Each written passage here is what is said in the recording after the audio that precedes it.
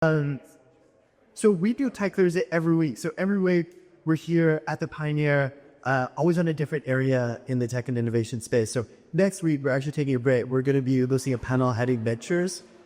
It's called the AI Advantage, Alberta's Advantage, the intersection of AI and energy. So we have the Deputy Minister of Innovation, Yannick Alford, as well as one of the VPs of Capital Market at Tourmaline, and the head of sales at Fortinet.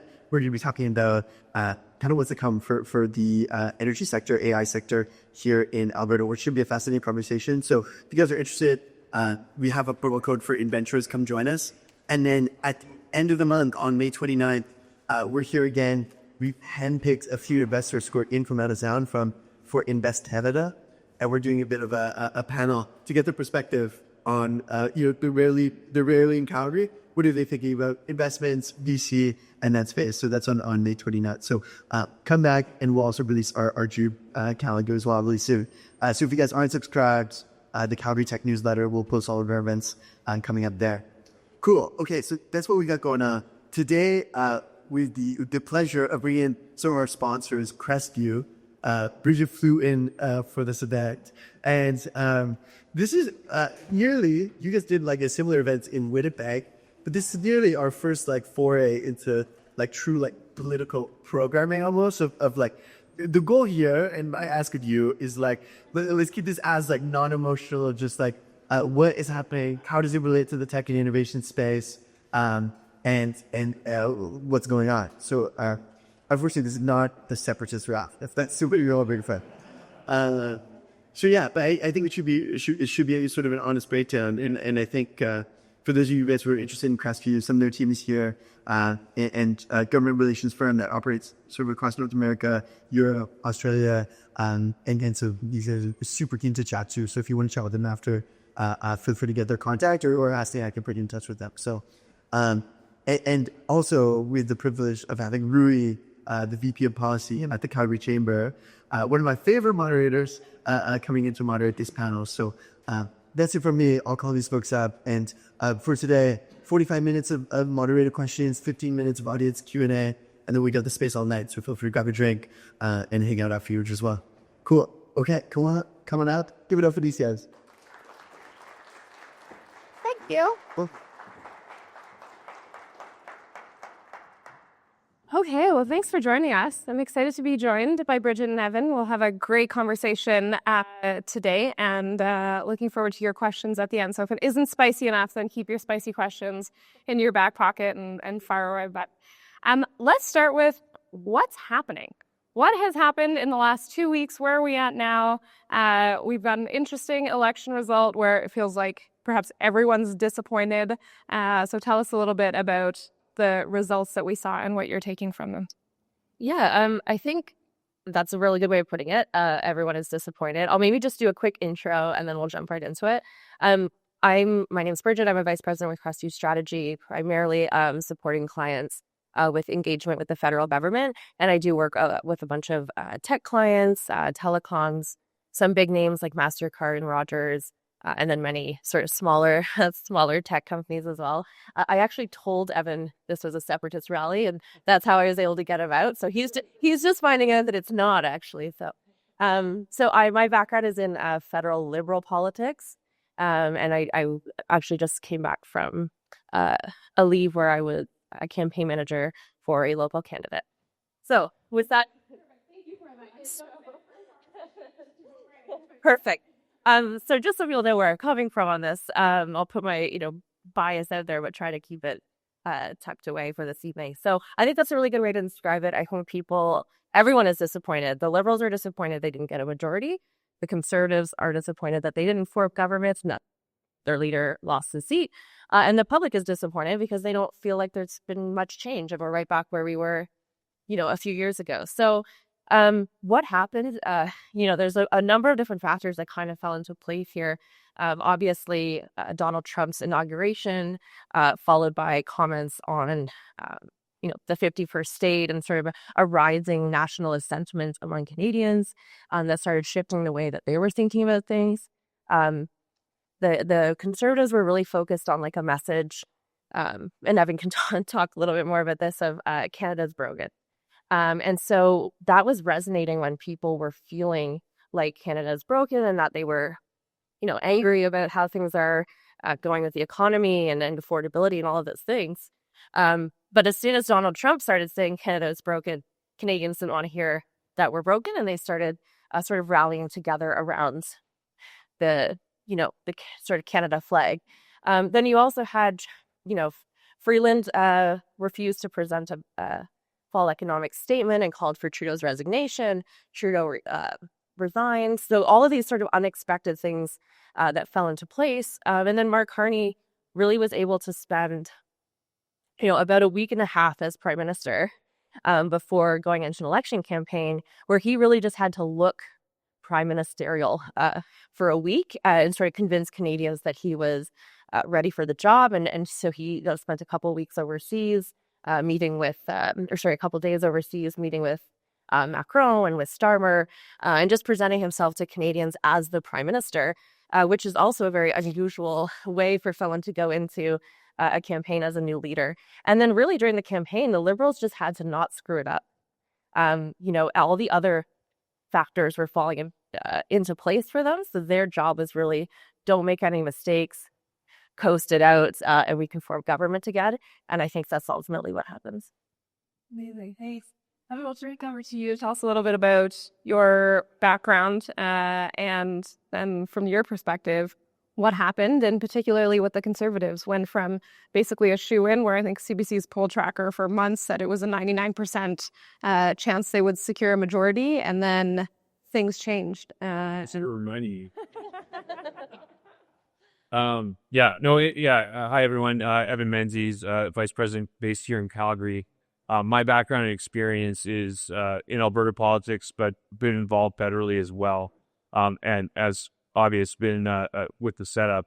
I wear a blue sweater vest when I'm talking politics.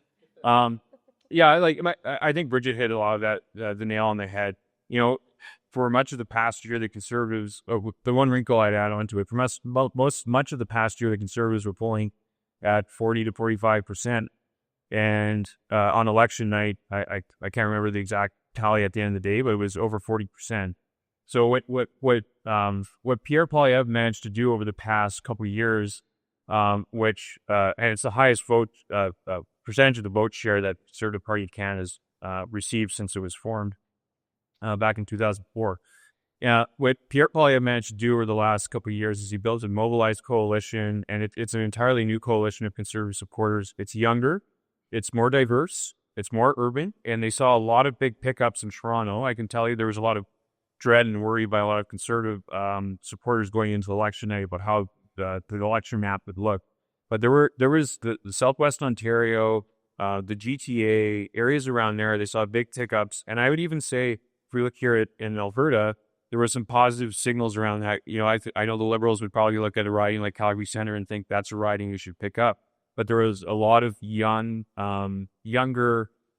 dissatisfied Canadians who saw Pierre Poilievre as a change agent.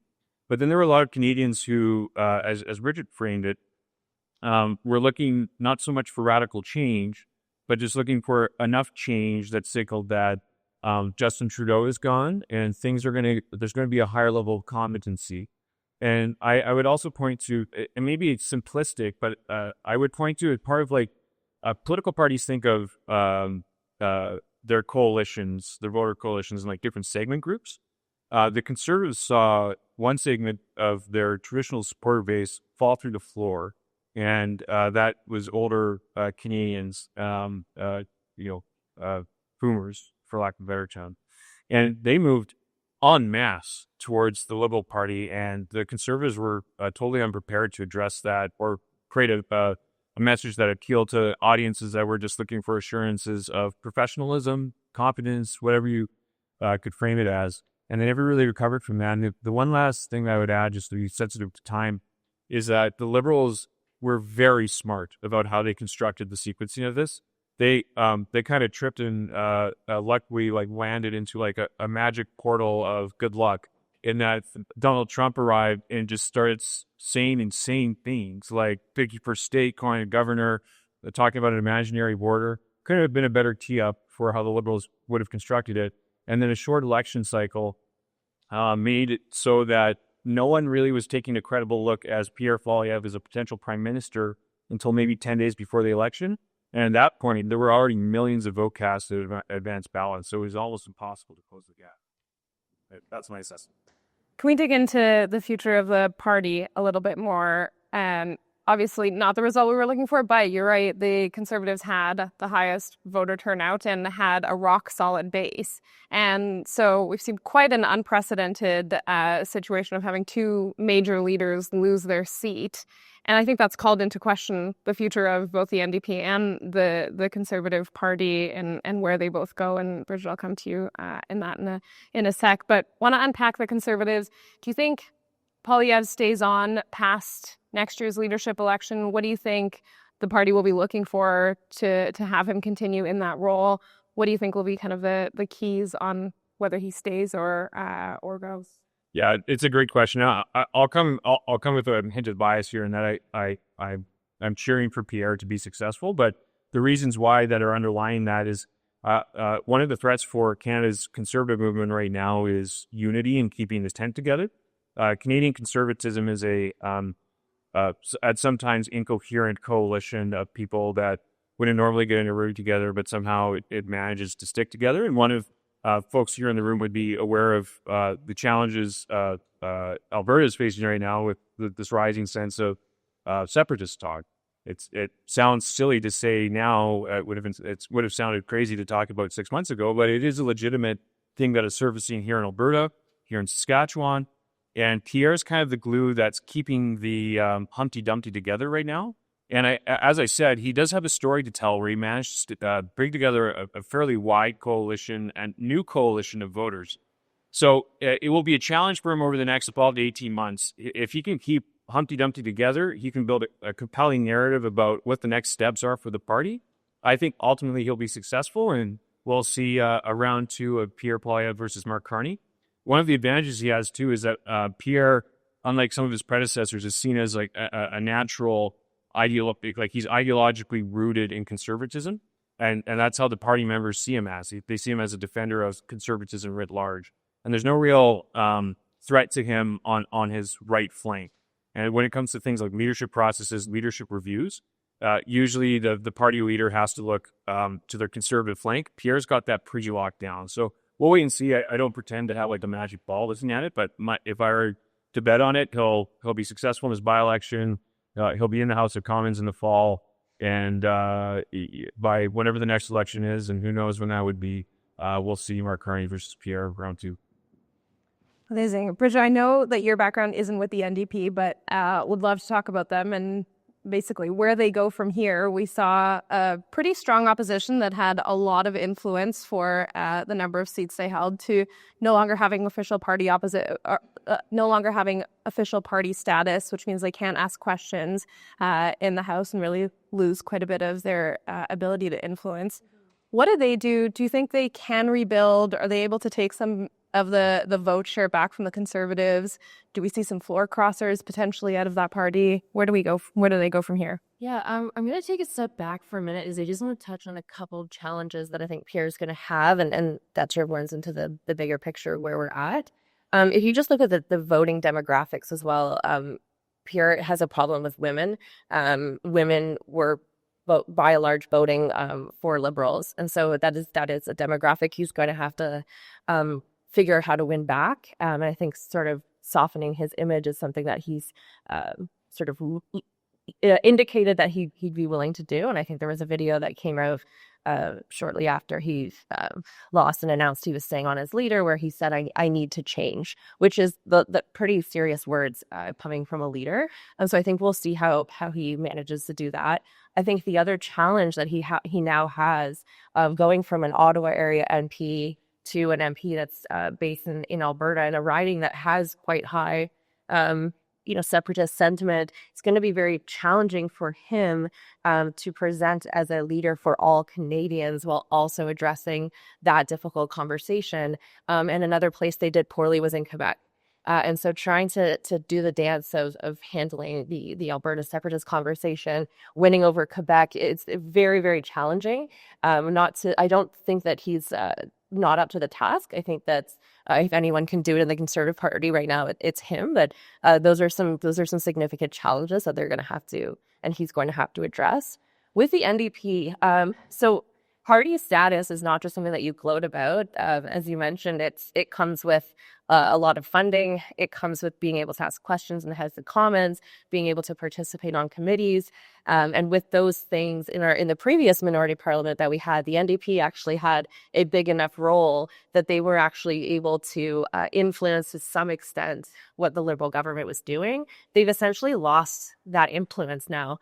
I know that the new leader of the NDP, interim leader of the NDP, is trying to negotiate with Prime Minister Carney for party status, and I'm sure that Carney's team is thinking about how they can use NDP support to, maintain their governments for the years to come. But those negotiations are ongoing. Without funding, without a presence, it's really hard to rebuild. I don't think that this is the end of the federal NDP, mostly because we have strong provincial NDP that will sort of help keep the ideas alive. So I think there is an opportunity for them to rebuild, especially as we have an NDP government in Manitoba. We've got a NDP opposition in Ontario, but it's going to be a lot of work, and it's probably going to be quite a few years. I don't even think they're going to have a leader in place for probably a couple years. So then what do you think that dynamic looks like to both of you around, will the Conservatives, they've indicated they'll support some measures. Does anyone from a Conservative cross the floor? Is it sort of a patchwork of the Liberals finding a dance partner for everything they want to do? How does that dynamic play out? Yeah, that's. There's no shortage of speculation and fun little scenarios we can play through. I think the Conservative caucus that was elected is, what's the right phrase? Ideologically rooted as much as possible in conservatism. So, let's wait and see. I think one of the challenges that the Liberal government will have is that the governing coalition that they've stitched together is, I don't know if incoherent's a mean word, but it doesn't really make sense to me. And I wake up thinking about this because it confuses me still. That we have, they were very successful in Quebec with a lot of traditional Bloc voters. I mean, Bridget can correct me on this, but I kept waiting for the tide to break in Quebec against the Liberals, and it didn't. And with a Northwest Territories Albertan-born prime minister who had blocky French, somehow won a crushing mandate out of Quebec. Downtown urban progressives, they actually overperformed in a lot of rural ridings, even though they might not have got the representation from there. So at some point, Prime Minister Mark Carney is going to disappoint a significant chunk of that coalition. I mean, just yesterday, I saw cabinet ministers saying, pipelines, schmipelines, we don't need those. Whereas the Prime Minister was saying, well, pipelines and reforms that we need, like Bill C-69 and other pipeline jargon legislation, we need to move on that. So at some point, there's going to be an opportunity for the Conservatives. So if the Prime Minister makes lots of overtures on conservative policy, as he did during the election, I suspect the Conservatives would get behind that and support it, and be opportunistic when they start to see areas where they can proactively drive a spike in the Liberal coalition and drive a wedge between pro-natural resource development ministers and anti-development or anti-natural fossil fuels ministers, to be generous. That will be where they'll try and target. So whether I don't envy Prime Minister Mark Carney's job, it's a fairly huge one, and it's a difficult situation with the U.S. and everything Donald Trump is doing, and then trying to keep together a large minority government and make sure that Parliament can function and advance an agenda that I would say during this election, the Canadians were pretty united at we got to do something differently. So what that looks like is, in my mind, still to be determined. And Conservatives will, I think, try and optimize outcomes on policy areas that they care about while trying to drive a wedge in the government. Do you think Carney can live up to the sky-high expectations of him? I mean, I think that no one knows who he is, and that's part of the problem. I think it's part of the reason he won, is he could be whatever people wanted him or needed him to be in their heads when they were looking for change, when they were looking for, a new face to replace Trudeau and all of those things that he represented. But I think it's just too early to tell. The problem is going in, he's been a politician for 3 weeks. So I think, that could work both for and against him. We're already seeing a lot of change just in how things are being run. Just anecdotally, I was in Ottawa a couple days ago, and he's, very much you have to be in office in person, and, you have to show up. And I think he's going to run it a bit more like a business. But at the end of the day, it's still political, and you still have to play politics, especially if you don't have a majority government. So he's going to have to learn how to navigate that. He's going to have some people around him who are going to be trying to guide him on how to navigate that. And so he'll have to figure out who he trusts and how he wants to go about things. He's also been, from what I've learned, is very hands-on. So, for example, when the party was putting together their party platform, that's often something that senior staff draft and the party leader kind of signs off on, maybe a couple little changes here or there. My understanding is he actually took it home and redlined it and spent a week with it making changes. And so he's probably sees himself often as the smartest man in the room and is going to want to be very hands-on and make a lot of changes. But that's probably only going to last so long because he'll be finding himself fold in so many different directions. He'll have to work with his cabinet. Many of them are new faces around the cabinet table. So I think he has a really tough job ahead. And like I said, I think during the campaign, it was mostly a matter of don't spur it up, look like you can handle Trump, and sort of have this calm leader demeanor about him. But we'll see how he manages to govern. I think it's a mystery to all of us right now. Well, and let's dig into those campaign promises a little bit, because there was a lot that got promised during the campaign trail, some of which were promised by multiple parties. And so curious on your take, maybe Evan, will come to you first and then back to you, Bridget, of what sticks from the campaign promises. We know consistently every election there's a lot of things that are committed to, but what do you think takes priority from here? One of the biggest challenges as far as what doesn't stick are some of these broad, sweeping, generational reform items where all of a sudden, I would say a couple months ago, everyone was like, we'll do whatever we need to. But all of a sudden, these center of gravity of politics starts to kick in. So I'll use the example. Both party platforms talked about the need for a national energy corridor. Sounds awesome. But all of a sudden, you have to start working through every single province. Every province right now says great. But what if there's an environmental study that, this is going to destroy a fish habitat somewhere downstream. We're going to have to go through 5 years of environmental studies. Those are the types of things I'm most skeptical that we'll actually be able to achieve as a country. I'm hopeful because I think it's an important thing that we need to accomplish. So those are the sweeping changes. Like the other one was like, we're going to build, I can't remember how many houses that the Prime Minister Carney talked about. It was like a $40 billion government housing program where we're just going to build like a fleet of houses everywhere in every major city in the country. I'll be curious how that actually happens in reality. I think the things that are the smaller things that you can make easy changes on, I think will obviously be put into effect right away. I noted that this week the Prime Minister's team, I think just yesterday, announced that middle class income tax cuts coming into play. All those little things that require less big legislative pushes, less big coalition building from the party platform. Those are the types of items that I would see opportunity in areas where I would definitely, we're talking about tech items or whatever else. There's like, those are the little more realistic things, and more of those big sweeping, big vision things. I'm skeptical on. My first school favorite is know your provincial trainers by July 1st. Yeah. We're talking about it for years, decades, but I love the ambition. So, Bridget, especially in terms of this audience and business and tech, and what are the campaign promises you think we might be able to snap?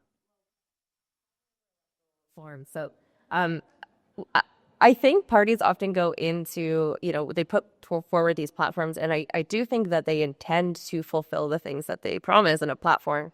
And then they form government and they realize they have to build public support. They have to work with the provinces. They have to find money. They have to work through red tape. It's not easy. So to Evan's point, some of these smaller little wins are what the government will look for, that don't require big pieces of legislation and that they can get done quickly and pat themselves on the back for. I think in terms of one of the biggest campaign promises that we saw from the Liberals, and which this room will be interested in, I'll mention two. One is about the AI commitments.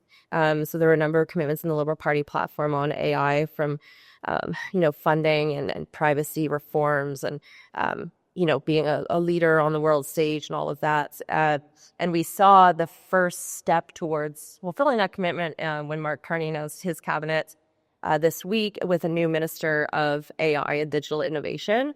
That's a brand new ministry. Evan Solomon is a former journalist from Toronto, based in Toronto, who is taking on that role. And Prime Minister Carney also announced a full cabinet of Wallace and sort of mini, they're called state secretaries. But AI and digital innovation was given its own ministry. So they will, I think they learned from the past where they were trying to put through AI legislation that was looped in with a bunch of other innovation-related policy and privacy policy, and it never went anywhere, and it was stuck in the House of Commons and stuck in committee for months and months and months and months and months. And so they kind of, like Canada, just fell way behind in where we're at in terms of policy around AI. And the government might fall way behind, but companies and innovators and everyone's forging ahead. So I think they recognize that that's a problem, and so. But yet we still have to see what's this minister going to be able to accomplish. Are his cabinet colleagues going to be on board? And then I think there's also risk of, I think AI policy is extremely important. I assume most of this room would agree with that. I think there's a risk, though, in AI policy becoming what's seen by the public as part of the Liberal agenda. And if they lose support because, if the Conservatives position it as part of the Liberal agenda and it becomes wrapped up in things like, digital services tax and, controlling the internet and all of these other things, then we really risk being able to move ahead as a country on good, solid AI policy. So that's one area where I really hope that we see some sort of cross-partisan support and collaboration on. Otherwise, I fear that Canada will continue to fall behind. And then the other one is health. A promise to cut red tape in healthcare and healthcare trials, and that ties as well with the digital innovation. The provinces are struggling across the board with healthcare right now, and I think a lot of it does stem from federal policy where things they just move so slowly, and we're not embracing innovation in our healthcare system the way that other countries are. Very interesting. Evan, I want to get your take on the cabinet that was rolled out this week. We saw a bit more of an economic-focused cabinet than we have in the past, but curious on what you're taking out of it as highlights or perhaps lowlights, without slandering anyone, cabinet minister. How are you looking at the list of picks that were made earlier this week? Question. I think all Canadians, this is me taking my partisan hat off, I think all Canadians want to see good things happen and make progress. I'll speak from an Albertan perspective. Premier Danielle Smith, obviously, I don't know if anyone had tracked it, but I'll just repeat it with brevity. She put out a sweeping form of things that we need from the federal government and that the province is asking for with the new government. So I noted that Tim Hodgson, who has a energy sector background, was put in natural resources, and I think a lot of stakeholders, specifically based here in downtown Calgary, kind of breathes this with a bit of a sigh of relief. Maybe we'll see a bit of a change with how things are going. Maybe there's some optimism that some of our concerns that the energy sector has been highlighting will be addressed, and there's some positive economic reforms coming down that will be beneficial for not just Alberta, but the whole country. So I think there was an obvious effort, I think, by Prime Minister Mark Carney to send the right signals in certain directions. I will pause to say that there are a whole suite of Trudeau-era Liberal cabinet ministers who I think, if I'm being less generous, did not execute a style of government that Canadians were particularly thrilled with. So I'll be curious to see how cabinet actually functions. I mentioned earlier, I think we saw the kickstart of the starting block just yesterday. That cabinet didn't really present themselves with a united voice quite yet. And so there's a little bit of growing to do. I saw that the Premier was criticizing the appointment of Canada's new Environment Minister based out of Toronto. I'll wait and see. I think there's opportunity. I think everyone needs a little bit of space to see how this cabinet functions. I think there's, as Bridget mentioned, this is Prime Minister Mark Carney, despite his significant experience, Governor of England, Governor of Canada, in the private sector, running a cabinet is it's herding cats. It's a complicated operation. It's highly critical. It's highly personal. Everyone who wakes up in cabinet and everyone who wakes up who's an elected MP, when they look at themselves in the mirror in the morning, they believe that they should be Prime Minister as well. So they all believe they have very smart ideas. So you'll have to learn how to manage all of that, all the egos in the room, and how that all moves forward. So I'm cautiously optimistic, but I have concerns about the historical tensions. I mentioned the Liberal coalition. There's just different parts of the country that approach issues differently, and there's different ideological bends. And the Liberal cabinet has folks from both ends of the spectrum. So how they bring unity and bring forward economic policy that benefits the country and that brings a sense of cohesion and unity, that's a massive challenge, and I'm skeptical to see how successful they'll be. You mentioned Alberta and the Premier and her comments, and as well as the natural resources industry. And we've seen a step change, I think, even in the last few days between the natural resources sector and the cabinet pick in Tim Hodgson. Curious on your thoughts about the future of Alberta's relationship with Ottawa, and if you see what would it take to have a change in that relationship, in that narrative. Yeah, I think the biggest thing is this is my position. I think the things like I know folks in the room probably aren't super animated day to day on things like the emissions cap or things like a tanker ban on the West Coast. Those are things that could be fixed, or the Prime Minister and Cabinet could signal very quickly that new boss, new agenda, we're going to do things differently. That would take the temperature down in Alberta significantly. They wouldn't be turning in their, showing up as like Liberal partisan enthusiasts the next day, don't get me wrong. But it would at least show that, listen, we've heard you. I think it's important to contextualize too.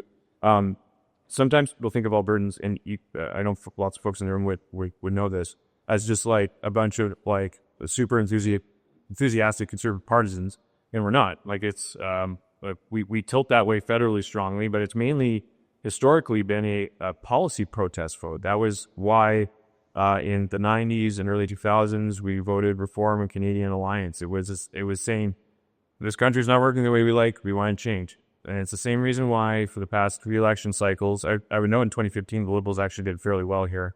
And they had a strong vote performance here relatively against history this past election. But it's 60% of the province is committed to the view that the rest of the country is just does not understand this province and what drives its economy. And they continue to ask for that change. So if the Prime Minister and his team are able to make some of those simple early signals that, yes, we don't have to be committed to this emissions cap, or let's take a timeout on these discussions, that would be a significant part of progress. That there's a lot of people, sorry, I'll spend 1 more minute on this. There's a lot of people I would say who are like in suburban, exurban Calgary, like down near Okotoks, High River, down the south, northwest, suburban communities. If you're going to meet them at the soccer field or doing school drop-off, there are a lot of people who are like, Canada's just not working anymore. I don't know what to do. Like, yeah, maybe separating something we should do. You can turn that sentiment off pretty quick if Ottawa can just, honestly, I think it would take 2 tweets. And it would go up a long way. So I'm hopeful, but we'll wait. Thanks, Evan. And part of what you mentioned is around kind of Ottawa and across the country not actually knowing Calgary's story. And so, Bridget, if you can tell us a little bit about, from a government relations perspective, and particularly as all of you are thinking about wanting to advance your agendas and your businesses, how are you thinking about the value of government relations with this government? Do you think there might be more of a willingness to listen, and any advice you'd have for people on kind of a government relations front from here? Yeah, certainly. We need more Alberta and Ottawa. And I think that Say it again, louder for the people in the back. More Alberta and Ottawa. And, we talk a lot about how this is a new government. We have new cabinet and new policy priorities and, early on and signal that they're committed to change. But they need to hear from people on the ground, people in business, people who are, working here, what's going on. They will make policy from Ottawa. So they need to hear what's going on in places like Alberta, here in Calgary, so that they can properly, see the whole picture and understand the impacts that policy has, what they've been doing right, what they've been doing wrong. And if you're not talking to government, regulation policy is going to happen whether you're talking to them or not. And so wouldn't you rather be part of that conversation? And I'd also think about it as, if you're not part of that conversation, then your competitor probably is. And so that's just not a position that you want. You don't want to be in a sit back and wait, being out there, out in front and talking to, political staff as well as the bureaucrats, because they also are very heavy-handed in drafting policies, and they're actually a lot more accessible than people realize, especially now as we have more virtual options. But spending time having those conversations so that you can help shape policy that will have serious impacts on your business and what you're trying to do is super, super important. Well, and then also somebody gets started in the government relations world, and put up your hand that you would do some level of government relations in your business. Okay. As I said, we need more Alberta in Ottawa. Million. So, and I'm going to pass that one to, Hawaii government, we could sell us, but I will hand that to Evan as the local here. good story. Yeah, And maybe, sorry, Evan, what is it? government release. Yeah. Just talking to government, making sure that folks know what's going on. I can think of there's literally just about everything that impacts our business that I'm sure everyone in the room has a view on, whether it's tax code, whether it's the Bridget mentioned AI policy. That's going to be hugely influential over the next 5 to 10 years. That will drive a lot of investment in the country. And if you're not involved in the conversation, someone, as Bridget mentioned, someone else is, and they're forming it for you. And so it has to be a part of how you want to engage with government. If your voice isn't there, someone else's will be. And I've talked to clients here in Calgary who sometimes they want to take a pause on how much they talk to government. And all of a sudden they're surprised that government did something that they didn't like. And it's the fact that if you're not part of the conversation, if it's not with part of people you're networking with, there's MLAs here, obviously in Calgary from both the Conservative and NDP side provincially, but just federally, it's like Alberta's got 2 Liberal MPs. One of them's got out of Edmonton has a role as a minister as well. And I know Prime Minister Mark Carney has been intentional in showing that, hey, Alberta, I'm trying. I'll be showing up. He'll at least show up in an Oilers jersey to my chagrin.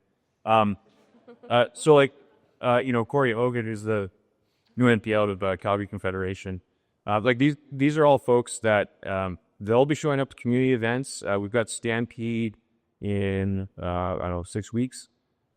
They will be flooding the zone down here, and they'll want to be talking to people. They'll want to know what's going on, and there are events that, especially over that first weekend of Stampede, they'll be everywhere, and it's worth grabbing a business card, doing a handshake, and just letting them know how much policy impacts your business and how to get that conversation going.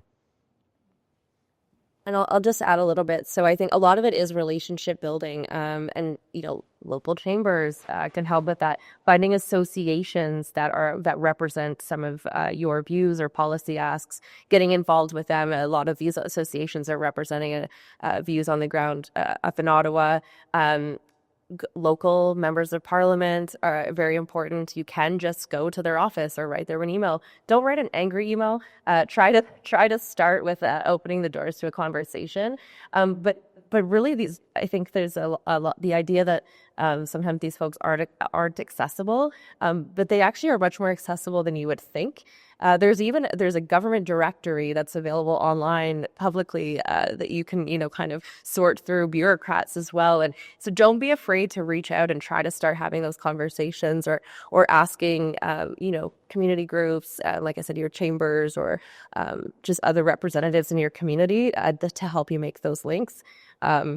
and you'll find that, it's easier to start a conversation than you might have thought. Yeah, absolutely. And you guys are the experts in the tech world. Government's not. And so they rely on the experts when building policy. So to hear from them is very, very helpful.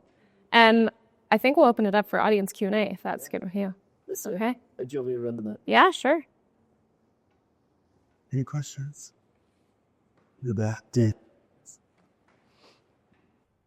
Thank you for sharing the afternoon with us and sharing your insights. I have two separate questions. The first one for Bridget. What is needed for electoral reform to happen? Will it ever happen? And the second for Devin, if we had, for example, proportional representation, today we'll have a Liberal caucus of 12 Liberal MPs. So how having a different electoral system will change problems like national unity, polarization, political discourse, so on. It's a lot of work. There's a lot of work involved to actually make it happen, to pick a system in a way that doesn't look like the government that's picking it is just trying to benefit themselves.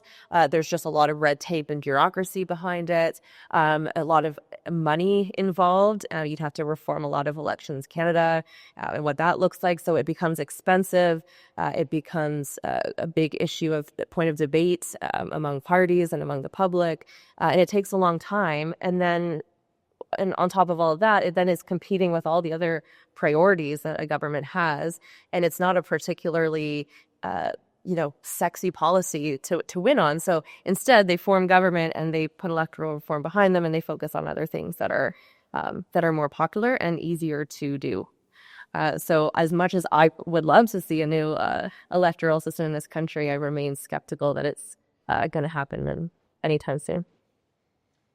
I'll answer your question in acknowledging I'm not a proportional representation expert, but I'll just speak. My wife's from Amsterdam, and they supercharged for proportional representation there. And a couple of things I've noted just studying how the Netherlands does it is that it's not that right now we have a governing coalition in Ottawa that is represented by one party. That party represents several different interests. There's a Quebec environmentalist, Quebec nationalist. There's a West Coast. I don't know what, but it's not what Quebec does. There's downtown Toronto. It's ideologically across the spectrum, and then you have centrist business liberals.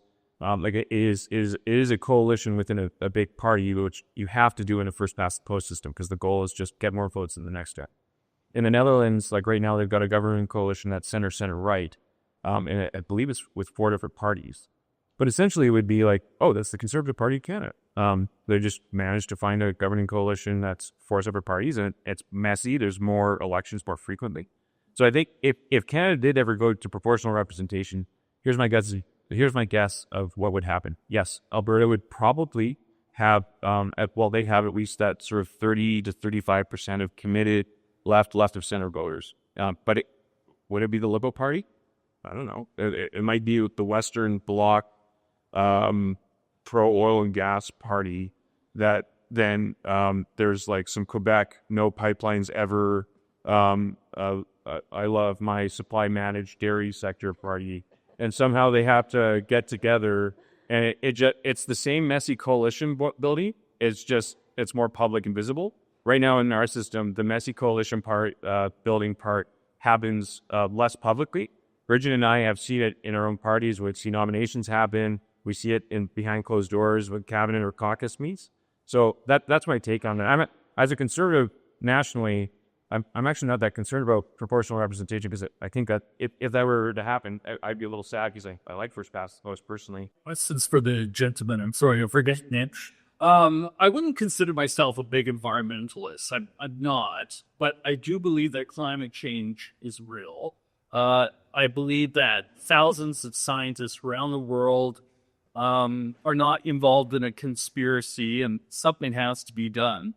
And I find it amazing that 150 countries around the world got together and decided the same thing and to do something.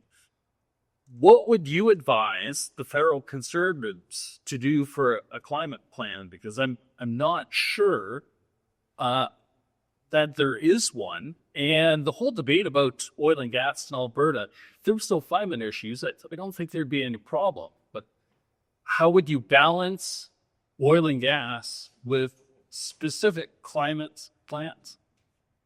More broadly on your point, I think the way a lot of Canadian conservatives and Alberta conservatives see the argument is what's the global solution? And that's what Pierre Poilievre talked about was, emissions don't get just caught up in like these little silos. It's a global problem. And when we look at the global problem, it's China uses high amounts of coal for electricity production, India as well.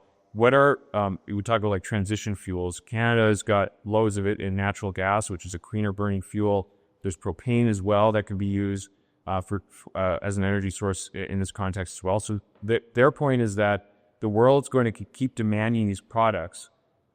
In Canada, we have oil and gas companies that are innovating all the time to reduce their emissions intensity. I know the federal government is actively considering how we can use carbon capture, storage and utilization so that those emissions continue to go down even with the hope of production still going up. So that's the policy construct, and I think conservatives would be aligned with that. Their fear would be that if we do environmental policy that unintentionally handicaps us, that's actually not helping the country. It's going to benefit more heavy polluters around the world who will not be innovating the way that Canada is. It's a bit of a I actually, to be honest, I don't actually see much of a policy gap between the Liberal Party and Conservatives. There's just wedge issues that Conservatives like to bring up and Liberals like to bring up, and we call each other names. But like if the gap is this, the parties are really only this far apart. Mm-hmm. Yeah, I think I was going to echo exactly what Evan said here on that. Now that the Liberals, and one of the first things that Mark Carney did on the campaign trail was announce they were canceling the consumer carbon tax. That's how they kicked things off. I think that was his way of also signaling that he's not Justin Trudeau, this is not Justin Trudeau's party, and he's going to do things differently. And he knew it was an unpopular policy. And I think that there's actually an opportunity for Liberals and Conservatives on environmental policy to actually collaborate and agree on things where it's the bigger picture stuff. Let's put aside, the Liberals have to replace the carbon tax as something to show that they too have a climate plan. And I think that they would be smart to work with the Conservatives to give a nod to Alberta here on how it can be, sort of an Alberta-friendly environment and climate plan. I think the wedge issues are such a distraction, unfortunately. On the campaign trail, the Conservatives announced a few days before Election Day that they were going to bring back paper straws. It's like, that's such a small issue. The bigger picture stuff is not whether we have paper or plastic straws, as annoying as paper straws are right now. And those are distracting to the much bigger issues of climate change on a global scale. And so I'm hopeful and optimistic that, maybe the Liberals and Conservatives can actually work together on this important issue. And with Prime Minister Carney wanting to work on an international stage, that perhaps can work with, other allied countries on this in a way that's, stop talking about the little guy and start thinking about how we can focus on corporations and innovation and all of those things. That is what we really need to be able to tackle this issue. Okay, Megan, on this room. I think parties historically have done a bad job of delineating production from emissions. And so there's been, instead of just being anti-emissions, it's been anti-production as well. And so I think the ability to decouple those and realize that we're moving towards a world where we can have production without emissions or with significantly lower emissions will be key to parties being able to move this forward in a less political way. Okay, with that, please join me in thanking Evan and Bridget for their wonderful insights.